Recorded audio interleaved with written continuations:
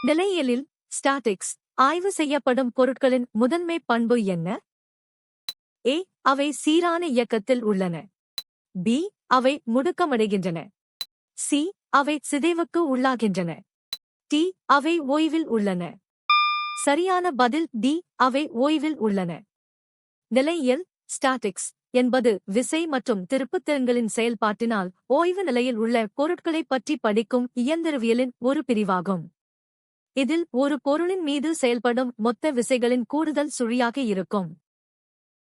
ஒரு வீட்டு மின்சுற்றில் இன் நோக்கம் என்ன? ஏ. மின் உயரழுத்தங்களிலிருந்து பாதுகாக்க. பி. மின்னோட்ட ஓட்டத்தை ஒழுங்குபடுத்த. சி. ஆற்றலை சேமிக்க. டி. மின்னழுத்தத்தை அதிகரிக்க. சரியான பதில் ஏ. மின் உயரழுத்தங்களிலிருந்து பாதுகாக்க. சரியான விடை ஏ. சோகஸ்மெலி எம்சிபி மினிச்சர் சர்க்கிட் பிரேக்கர் மின்சுற்றில் அதிகப்படியான மின்னோட்டம் பாயும் போது தானாகவே மின் இணைப்பை துண்டித்து சாதனங்களை பாதுகாக்கிறது. இது உருகிக்கு ஃபியூஸ் மாற்றாக பயன்படுத்தப்படும் ஒரு நவீன பாதுகாப்பு சாதனமாகும். இரண்டு லேசான கருக்களின் இணைவின் விளைவு என்ன? ஏ. அணுக்கரு பிளவு நியூக்ளியர் ஃபிஷன். பி. ஐசோடோப்பு உருவாக்கம் ஐசோடோப் ஃபார்மேஷன். சி. அணுக்கரு இணைவு நியூக்ளியர் ஃபியூஷன். டி. கதிரியக்கச் சிதைவு ரேடியோ ஆக்டிவ் டீகே. சரியான பதில் சி. அணுக்கரு இணைவு நியூக்ளியர் ஃபியூஷன். சரியான விடை சி. சோகஸ்மெலி இரண்டு லேசான அணுக்கருக்கள் இணைந்து ஒரு கனமான அணுக்கருவை உருவாக்கும் நிகழ்வு அணுக்கரு இணைவு எனப்படும். சூரியன் மற்றும் விண்மீன்களில் ஆற்றல் உருவாக இதுவே காரணமாகும். உடல்நல உளவியல் புத்தகத்தின் வெளியீட்டு இடமாக எந்த நகரம் பட்டியலிடப்பட்டுள்ளது? ஏ. மும்பை மும்பை. பி. புது Delhi new Delhi. C. Chennai Chennai. D. Kolkata Kolkata. சரியான பதில் பி. புது தில்லி நியூ டெல்லி. இந்தியாவில் வெளியிடப்படும் பல கல்விசார் பாட புத்தகங்கள் மற்றும் உளவியல் நூல்கள் புது தில்லியை தலைமையிடமாக கொண்டு வெளியிடப்படுகின்றன. உடல்நல உளவியல் ஹெல்த் சைக்காலஜி புத்தகத்தின் வெளியீட்டு இடமாக புது தில்லி குறிப்பிடப்பட்டுள்ளது. பூஞ்சைகளின் செல் சுவர் முதன்மையாக எதனால் ஆனது? A. Lignin lignin. B. Pectin pectin. C. Chitin chitin. D. Cellulose cellulose. சரியான பதில் சி. கெய்டின் சிட்டின். 1. பூஞ்சைகளின் செல் சுவர் கெய்டின் சிட்டின் எனப்படும் கடினமான பாலிசாக்கரைடால் ஆனது. இது பூஞ்சைகளுக்கு வலிமையையும் பாதுகாப்பையும் வழங்குகிறது. 2. லிக்னின் என்பது தாவரங்களின் மரக்கட்டைகளில் காணப்படும் ஒரு பொருள். நிலக்கரி மற்றும் பெட்ரோலிய இருப்புக்கள் விரைவான விகிதத்தில் தொடர்ந்து பயன்படுத்தப்பட்டால் முதன்மையான கவலை என்ன? ஏ. அவை வழக்கமான மூலங்களால் மாற்றப்படும். பி. அவை உருவாகுவது எளிதாகும். சி. அவை அதிக விலை கொண்டதாக மாறும். டி. அவை தீர்ந்துவிடும். சரியான பதில் டி. அவை தீர்ந்துவிடும். சரியான விடை டி. சோகஸ்மெலி நிலக்கரி மற்றும் பெட்ரோலியம் ஆகியவை புதுப்பிக்க இயலாத ஆற்றல் மூலங்கள் என்பதால் அவை மிக வேகமாக பயன்படுத்தப்பட்டால் எதிர்காலத்தில் முற்றிலும் தீர்ந்துவிடும். 3 மெத்தில் ஹெப்டேன் என்ற சேர்மத்தில் பெயரின் ஹெப்ட் பகுதி எதை குறிக்கிறது? ஏ. 7வது நிலையில் ஒரு மெத்தில் தொகுதி. பி. தாய் சங்கிலியில் 7 கார்பன் அணுக்கள். சி. இந்தச் சேர்மம் ஒரு ஆல்கஹால். டி. இரட்டைப் பிணைப்பு இருப்பது. சரியான பதில் பி. தாய் சங்கிலியில் 7 கார்பன் அணுக்கள். 6. சரியான விடை பி. சோகஸ்மெலி யூபாக் பெயரிடும் முறையில் ஹெப்ட் என்பது நீண்ட கார்பன் சங்கிலியில் 7 கார்பன் அணுக்கள் இருப்பதைக் குறிக்கும் மூலச் சொல்லாகும். இது அந்தச் சேர்மத்தின் அடிப்படை கட்டமைப்பை தீர்மானிக்கிறது. சவ்வூடு பரவலின் போது நீர் இயக்கத்தின் திசை எதன் வேறுபாட்டால் தீர்மானிக்கப்படுகிறது? ஏ. அழுத்தம். பி. நீரின் செறிவு. சி. கரைபொருளின் செறிவு. டி. வெப்பநிலை. சரியான பதில் பி. நீரின் செறிவு. 3. சரியான விடை பி. சோகஸ்மெலி சவ்வூடு பரவல் என்பது நீர் மூலக்கூறுகள் அதிக செறிவுள்ள பகுதியிலிருந்து குறைந்த செறிவுள்ள பகுதிக்கு அரைக்கடத்தி சவ்வு வழியாகச் செல்வதாகும். நீரின் செறிவில் ஏற்படும் இந்த வேறுபாடே அதன் இயக்கத்தின் திசையை தீர்மானிக்கிறது. பின்வருவனவற்றில் எது ஒரு உயரமான கலப்பின தாவரத்தின் பண்பு ஆகும்? ஏ. தீவாய். B dt. C dt. T dt. சரியான பதில் C dt. சரியான விடை C. சோகஸ்மெலி. மெண்டலின் மரபியல் விதிகளின்படி ஒரு ஓங்கு பண்பு காரணியும் T ஒரு ஒடுங்கு பண்பு காரணியும் T இணைந்து காணப்படுவது கலப்பினம் ஹெட்ரோசைகஸ் எனப்படும்.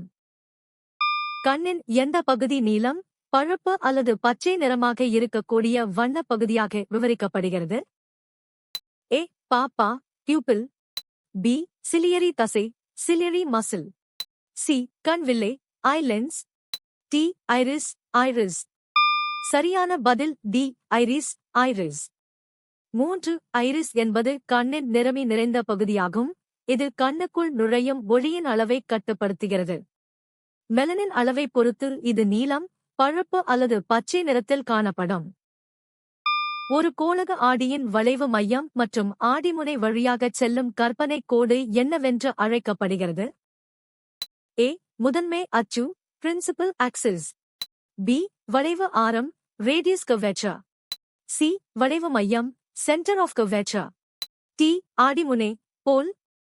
சரியான பதில் A. முதன்மை அச்சு பிரின்சிபல் ஆக்சிஸ். 6. சரியான விடை A.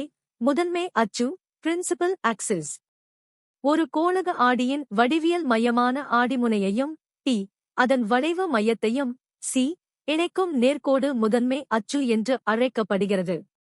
இது ஒளியியல் வரைபடங்களை வரைவதற்கு அடிப்படையான அச்சாக பயன்படுகிறது. நடைமுறையில் மீட்டர் அளவுகோலிலிருந்து எந்த 2 வகையான எடைகள் தொங்கவிடப்பட்டுள்ளன? A. தெரிந்த மற்றும் தெரியாத எடைகள். B. சூடான மற்றும் குளிர் எடைகள். C. கனமான மற்றும் இலகுவான எடைகள். T. காந்த மற்றும் காந்தமற்ற எடைகள்.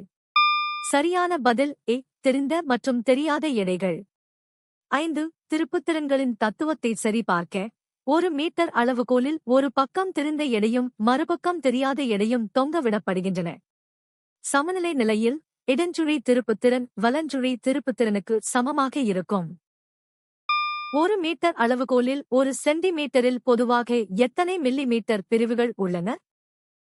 A. 5. B. 50. C. 10. T. 100. சரியான பதில் C. 10. சரியான விடை C. சோகஸ்மெலி. ஒரு சென்டிமீட்டர் என்பது 10 மில்லிமீட்டர்களுக்கு சமம். இது மெட்ரிக் அளவீட்டு முறையின் அடிப்படை அலகாகும். ஒரு மீட்டர் அளவுகோலில் ஒவ்வொரு சென்டிமீட்டரும் 10 சமமான சிறிய பிரிவுகளாக பிரிக்கப்பட்டுள்ளன. செய்மைப்புள்ளி முடிவிலியில் இல்லாமல் அருகில் வந்துவிடும் போது விவரிக்கப்படும் பார்வை குறைபாடு என்ன? A. கிட்ட பார்வை. B. சிதறல் பார்வை. C. தூர பார்வை. T. வில்லெழுத்து. சரியான பதில் A. கிட்ட பார்வை. 1. கிட்ட பார்வை மயோபியா உள்ளவர்களுக்கு விழித்திரை முன்பாகவே பிம்பம் விழுவதால் செய்மைப்புள்ளி முடிவிலியில் இருந்து விழிக்கு அருகில் நகர்ந்துவிடும். இக்குறைபாட்டை தீர்க்க தகுந்த குவிய தொலைவு கொண்ட குழி லென்ஸை பயன்படுத்த வேண்டும். காட்டப்பட்டுள்ளபடி இருவித்திலை வேரின் மையத்தை நோக்கி பெரிசைக்கிளுக்கு அடுத்து நேரடியாக இருப்பது எது? A. பைலிஃபெரஸ் அடுக்கு பிலிஃபெரஸ் லேயர். B.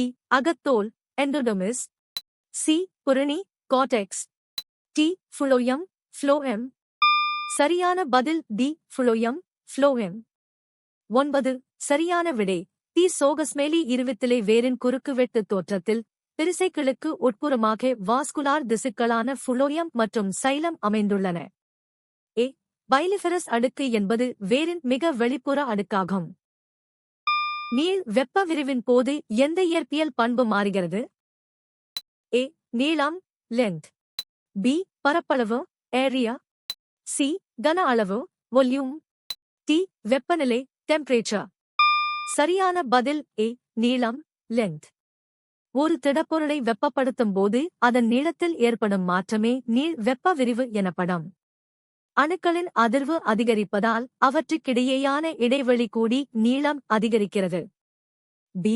பரப்பளவில் ஏற்படும் விரிவு பரப்பு வெப்ப விரிவு என்று அழைக்கப்படுகிறது. நுண்பை செல் கட்டத்தின் போது follicular phase முதன்மை நுண்பை செல்களுக்கு என்ன ஆகிறது? A. அவை சிதைந்துவிடும். B. அவை முதிர்ந்த கிராஃபியன் நுண்பை செல்லாக வளரும். C. அவை காலியாகிவிடும். டி. அவை வெடித்துவிடும். சரியான பதில் பி. அவை முதிர்ந்த கிராஃபியன் நுண்பை செல்லாக வளரும். 1. மாதவிடாய் சுழற்சியின் நுண்பை நிலையில் எபேசேஜ் ஹார்மோன் தூண்டுதலால் அண்டகத்தில் உள்ள முதன்மை நுண்பை செல்கள் வளரத் தொடங்குகின்றன. இதில் ஒன்று மட்டும் முழுமையாக முதிர்ச்சியடைந்து கிராஃபியன் நுண்பை செல்லாக மாறுகிறது. 2.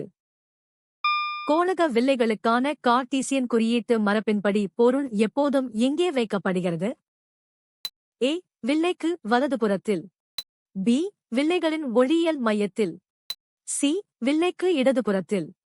டி. வில்லைகளின் குவிய மையத்தில். சரியான பதில் சி. வில்லைக்கு இடதுபுறத்தில். 7. கார்ட்டீசியன் குறியீட்டு மரபின்படி ஒளிக்கதிர்கள் இடமிருந்து வலமாகச் செல்வதாக கருதப்படுவதால் பொருள் எப்போதும் வில்லைக்கு இடதுபுறமே வைக்கப்பட வேண்டும். இதனால் பொருளின் தொலைவு u எப்போதும் எதிர்மறை நெகட்டிவ் குறியீடாகவே கணக்கிடப்படுகிறது. நீங்கள் எத்தனை சரியாக பதிலளித்தீர்கள்?